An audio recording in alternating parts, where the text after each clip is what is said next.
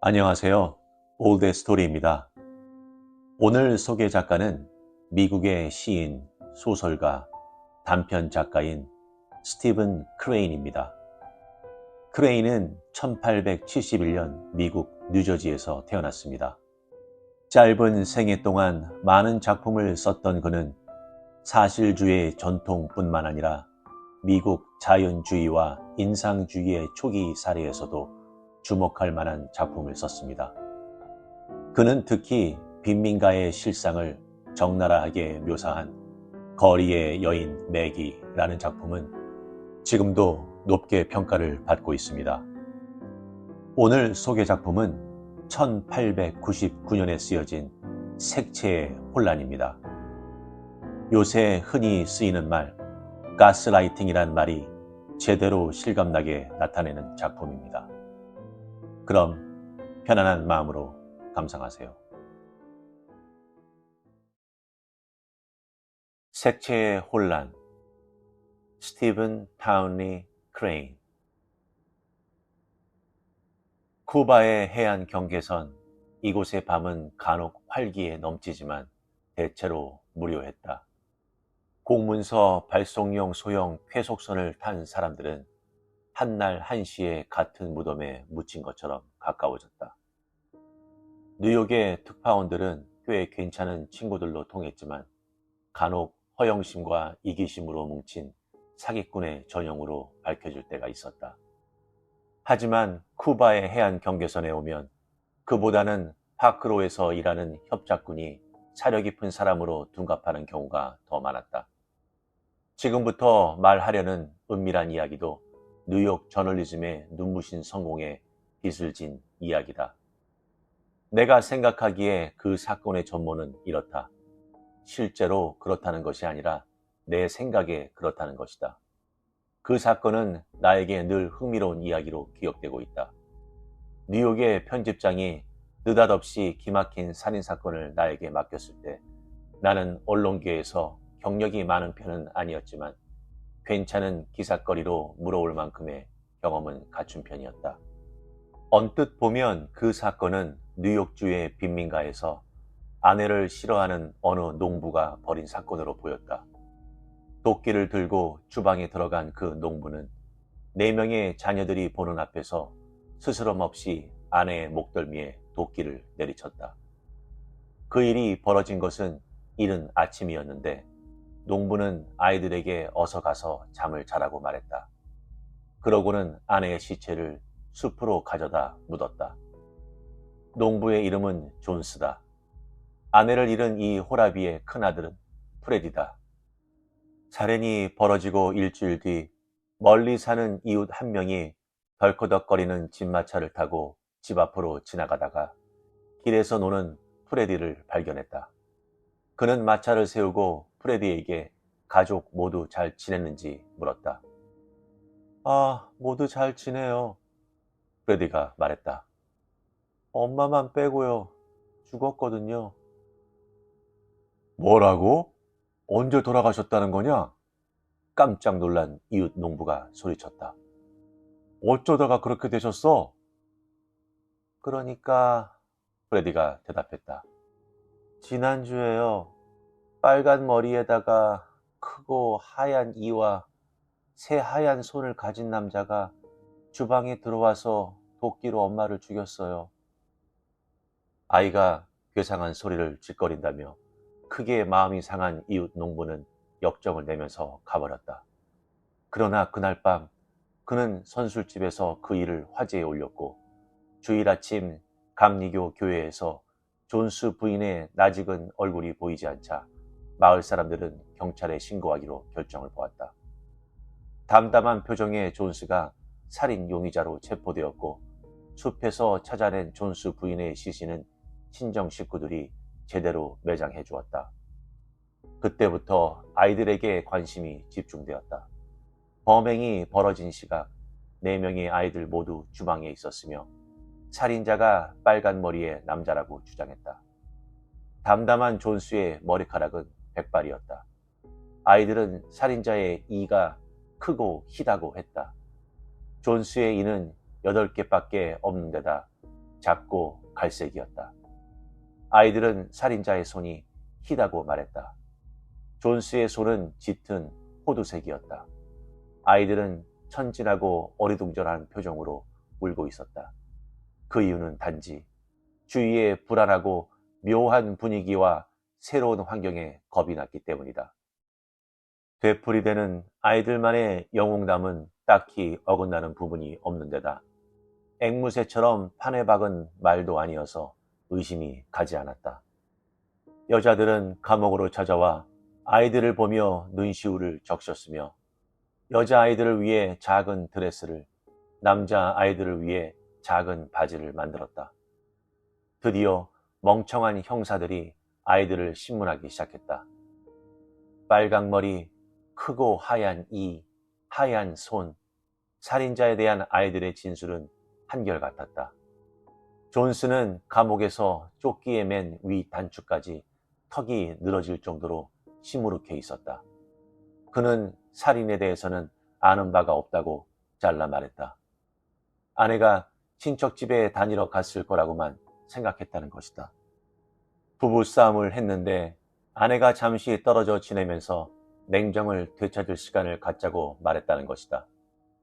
바닥에 떨어진 핏자국은 봤을 것 아닌가?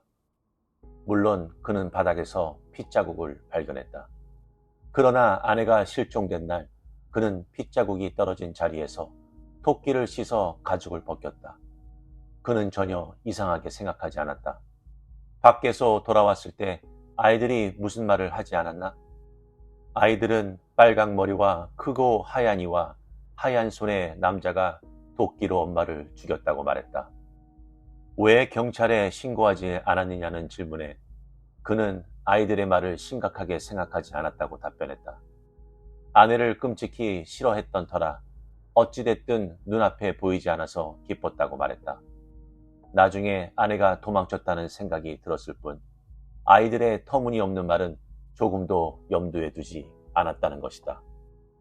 물론 존스의 유죄를 기정사실로 받아들이는 사람들이 많았으나 존스는 거칠고 무지막지한 사람이어서 정신적인 문제가 있을 수는 있어도 살인자는 아니라는 강한 주장이 잇따라 나왔다.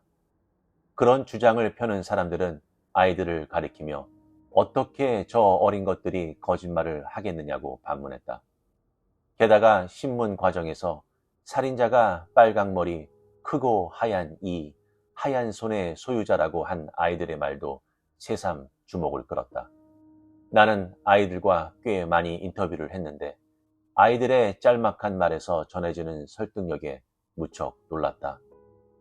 누구라도 아이들의 치켰던 맑은 눈망울에서 크고 흰 이와 흰 손을 지닌 빨강머리의 남자를 또렷하게 볼 수 있었다.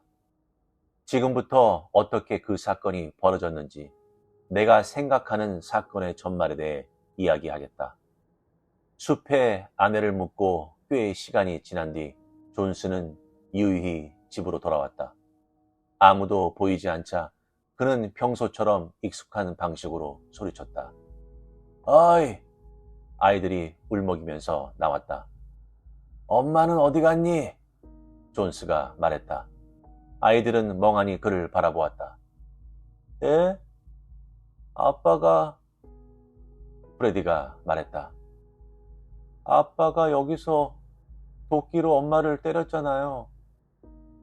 그리고 우리 보고 가서 자라고 했잖아요. 내가? 존스가 소리쳤다.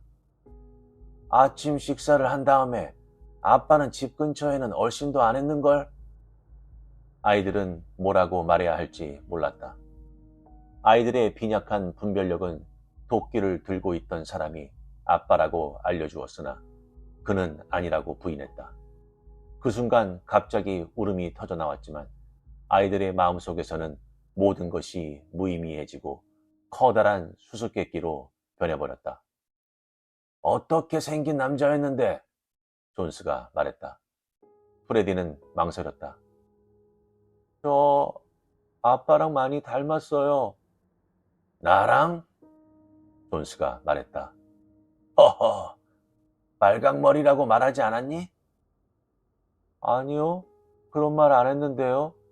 프레디가 대답했다. 아빠처럼 머리카락이 하얘어요. 존스가 말했다. 저쪽 길로 가는 빨강머리 남자를 봤거든. 혹시 그 사람인가 생각했는데. 그때 둘째 아이 루시가 자신만만하게 말했다. 머리카락이 약간 빨간색이었어요. 내가 봤어요. 아니야, 존스가 말했다. 아빠가 본 남자는 새빨간 머리카락이었어. 그러면 이는 어떻던? 크고 하얀색이었니? 맞아요, 루시가 대답했다. 그랬어요. 프레디마저 그렇다고 생각하는 눈치였다. 이가 크고 하였어요. 존스는 그때 몇 마디 더 거들었다. 나중에 그는 지나가는 투로 아이들의 엄마가 어디 다니러 갔다고 말했다. 이상한 생각만 들었고 아이들은 이해할 수 없는 느낌에 짓눌려 울먹이기도 했지만 아무 말도 하지 않았다. 존스는 여느 때처럼 일했다. 만사가 순조로웠다. 살인이 벌어진 다음날 아침 존스와 아이들은 옥수수와 우유로 아침을 먹었다. 빨강머리, 크고 하얀 이라. 예, 루시야. 존스가 말했다. 그 남자한테서 다른 건 못 봤니? 자세를 고쳐 앉은 루시는 어린아이답게 아빠의 동의를 얻을 만한 멋진 대답을 생각해내려고 애썼다. 손이 하였어요. 새하였어요. 프레디, 너는 어때? 손은 자세히 보진 못했지만 하였던 것 같아요. 아이가 대답했다. 자, 그러면 마사도 본 게 있을까? 다정한 아빠가 소리쳤다. 거다랗고 나쁜 아저씨를 봤을까? 4살짜리 마사는 진지하게 대답했다. 머리카락이 아주 빨갛고 손이 아주 흰 아저씨. 아빠가 길에서 본 남자랑 똑같구나. 존스가 프레디에게 말했다. 예, 아빠. 그 아저씨가 분명해요. 머릿속이 뒤죽박죽이 된 프레디가 말했다. 그리고 한 번 더 존스는 아내의 살인범에 대해 넌지시 물었다. 그가 말하는 사람이 살인자인지 아이들은 분명히 알지 못했다. 어른들은 언제나 아이들을 헷갈리게 만든다. 예를 들어 두 필의 말로 이상한 물건을 끌고 다니면서 풀을 뽑고 땅을 가는 남자보다 더 이해하기 힘든 일이 있을까? 긴 풀을 베서 헛간에 넣어두는 이유는 또 뭘까? 젖소는 왜 기르는 걸까? 우물 속의 물은 원래부터 거기 있어야 하는 걸까? 어른들의 눈높이에 맞추다 보면 모든 행동과 물건이 굉장해 보이면서도 이상했다. 만약에 빨강머리, 크고 하얀 이 하얀 손을 가진 남자가 도끼로 엄마의 목덜미를 내리찍었다면 그건 어른들의 삶에서만 일어나는 사건에 불과했다. 갓난아이인 막내 헨리는 원하는 것이 있을 때마다 악을 쓰면서 수저로 탁자를 탕탕 쳤다. 헨리의 삶은 그것이 전부였다. 엄마가 살해당했다고 해도 아무 상관이 없었다. 어느 날 존스는 아이들에게 불쑥 말했다. 얘들아, 너희가 잘못 생각한 것 같구나. 너희들 빨강머리에 크고 하얀 이와 하얀 손을 가진 남자를 진짜로 본 거니? 아이들은 아빠에게 화를 냈다. 그럼요. 아빠 잘못 본 게 아니에요. 똑똑히 봤단 말이에요. 나중에 프레디의 마음은 케첩 같은 것으로 뒤덮이기 시작했다. 밤이면 빨강머리에 크고 하얀 이와 하얀 손을 가진 남자의 무시무시한 모습이 떠올랐고 엄마의 부재가 길어질수록 의구심은 날로 더해갔다. 얼마 지나지 않아 엄마가 죽었다는 생각을 하게 되었다. 프레디는 죽음이 무엇인지 알았다. 죽은 고양이를 본 적이 있다. 죽은 병아리와 토끼와 생쥐를 본 적도 있다. 어느 날 프레디가 아빠에게 물었다. 아빠, 엄마가 돌아오실까요? 존스가 말했다. 글쎄, 오지 않을걸? 그 말을 들은 프레디는 엄마가 죽었다는 생각을 굳혔다. 죽은 사람은 다시 돌아오지 않는다는 것을 알고 있었기 때문이다. 도끼 든 남자, 즉 그 가공의 인물에 대해 존스의 태도는 아주 독특한 것이었다.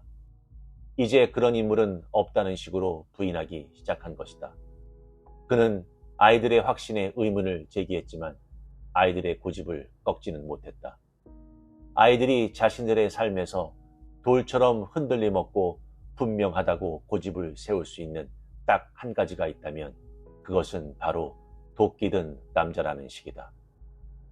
이것으로 내 이야기는 끝이다. 그러나 독자에게 즐거움을 주기 위해 몇 가지 더 덧붙이겠다.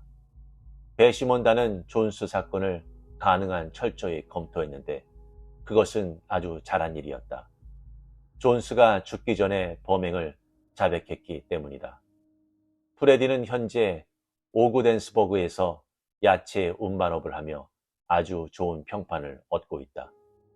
몇 년이 지난 뒤 프레디가 그 비극적인 사건에 대해 철저히 함구한다는 소식을 듣고 내가 찾아갔을 때 그는 절대 거짓말을 한 것이 아니라고 극구 부인했다. 아버지는 멍청한 배심원단에 희생된 것이고 언젠가는 빨간 머리에 크고 흰 이와 흰 손을 가진 남자를 만나게 될 것이라고 믿고 있었다. 수만 명의 사람 중에서도 집어낼 수 있을 정도로 범인은 그의 기억에 생생히 남아있다고 말이다.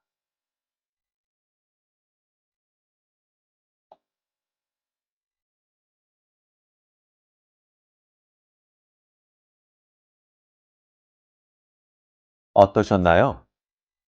아이들이 보는 앞에서 엄마를 살해한 아빠. 그런데 목격자인 아이들은 아빠가 아닌 가상의 인물을 범인으로 지목하죠.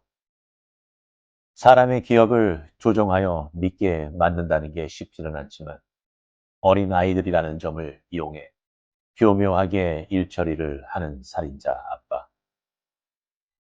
비록 작가는 28세의 생을 마감했지만 이렇게 대단한 상상력으로 오늘날 우리가 가스라이팅이란 말을 자주 쓸 수 있게 되는 계기가 된 것도 놀라운데요. 그렇다면 여러분은 혹시 가스라이팅의 피해를 보신 적이 있으신가요? 어떤 경우인가요? 구독과 좋아요는 영상 제작에 많은 힘이 됩니다. 감사합니다.